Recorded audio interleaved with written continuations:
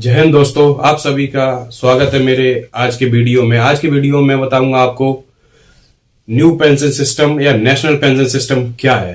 पुरानी pension system जब चल रही थी तो नई पेंशन सिस्टम को लाने का मोटो क्या था गवर्नमेंट का, और न्यू पेंशन सिस्टम को लाए हैं तो पुरानी पेंशन सिस्टम की इतनी मांग क्यों बढ़ रही है।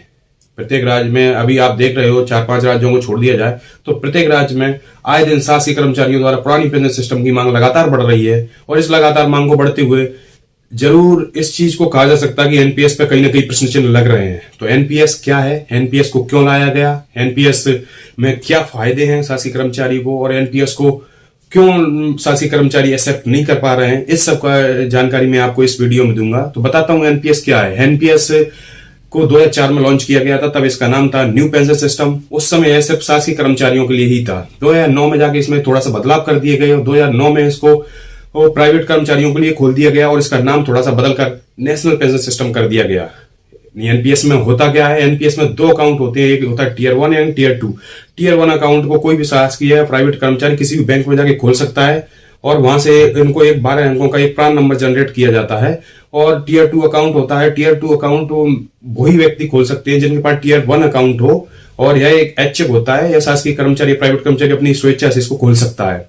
अब मैं आपको बता देता हूं कि इसमें शासकीय कर्मचारी का कितना कंट्रीब्यूशन होता है और कितना गवर्नमेंट इसमें अपनी ओर से कंट्रीब्यूशन करती है।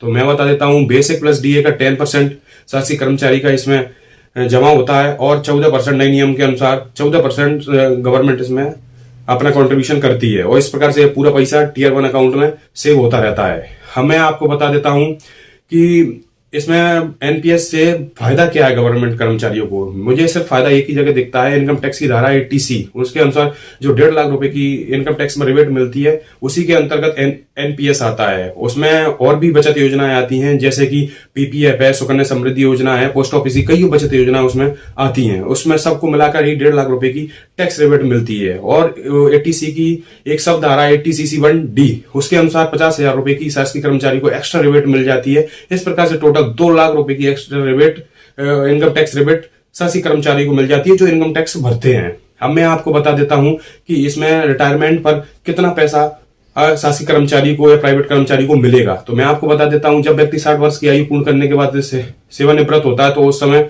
उसको 60% जो पूरा जमा हुआ है उसका 60% लमसम अमाउंट विदाउट टैक्स के उसको पे कर दिया जाता है। और 40% जो पैसा है उसका कहीं पर भी मार्केट या किसी भी बैंक में या कहीं पर भी सिक्योरिटीज में लगा दिया जाता है और वहां से जो मंथली इंटरेस्ट प्राप्त होता है वही उसकी पेंशन होती है। अब मैं बता देता हूं, कोई व्यक्ति 60 वर्ष की आयु पूर्ण ना करने से पहले ही अगर उसकी डेथ हो जाए तो वो पैसा किसको मिलेगा, वो पैसा मिलेगा उसके नॉमिनी को भी उसी अनुसार मिलेगा जिस प्रकार से वो रिटायरमेंट में मिलता है। 60% उसको लमसम उसको इकट्ठा दे दिया जाएगा, 40% पर उसकी पेंशन लगाई जाएगी।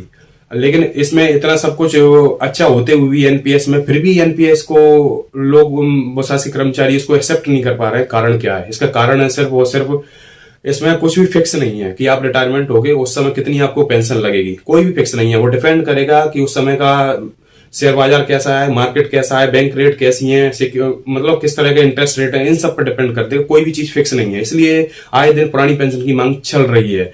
तो और मैं आपको बता देता हूं कि ये पार्शियल विड्रॉ अपन कर सकते हैं नहीं। हाँ, इसमें पार्शियल विड्रॉ कर सकते हैं कुछ ही कंडीशनों में, जैसे कि कोई मेडिकल इमरजेंसी आ जाए या अपने बच्चे की उच्च शिक्षा के लिए अपन इससे पार्शियल विड्रॉ कर सकते हैं। पार्शियल विड्रॉ के कुछ नियम है।